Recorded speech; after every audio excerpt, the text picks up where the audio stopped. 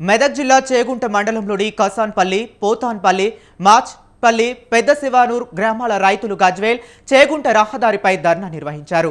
కొండపోచమ్మ సాగర్ నుండి కాలువ తవ్వి తమ పంట పొలాలకు నీరు అందించాలని వారు డిమాండ్ చేశారు. కొండపోచమ్మ సాగర్ నుండి తమ గ్రామాలకు సాగునీరు అందక పంటలు ఎండిపోతున్నాయని రైతులు ఆవేదన వ్యక్తం చేశారు. ఎమ్మెల్యే, ఎంపీలకు, అధికారులకు ఎన్నిసార్లు వినతి పత్రాలు ఇచ్చినా తమకు న్యాయం జరగలేదని రైతులు ఆవేదన వ్యక్తం చేశారు.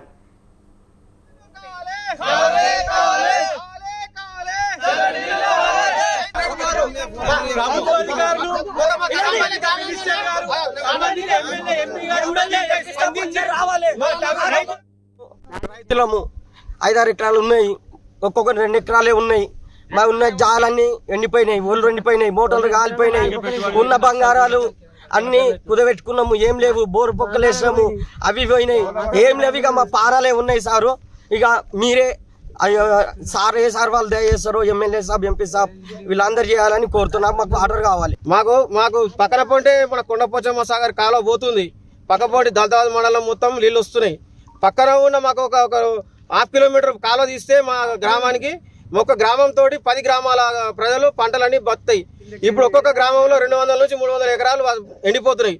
ఒక్కొక్క రైతు 2 బోర్లు ఈ వారంలోనే కసంపల్లి గ్రామంలోనే ఒక 50 బోర్లు వేసారు. ఒక్కొక్క రైతు 2 లక్షల నుంచి 2 లక్షల వరకు ఒక్కొక్క రైతు నష్టపోయారు.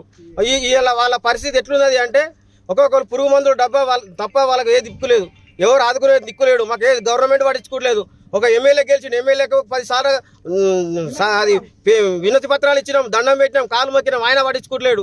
ఎంపీ సార్ వచ్చిండు, ఎంపీ సార్ కూడా 10 సార్లు చెప్పినాం, ఆయన సరే అన్నాడు, ఆయన పట్టించుకోవట్లేడు.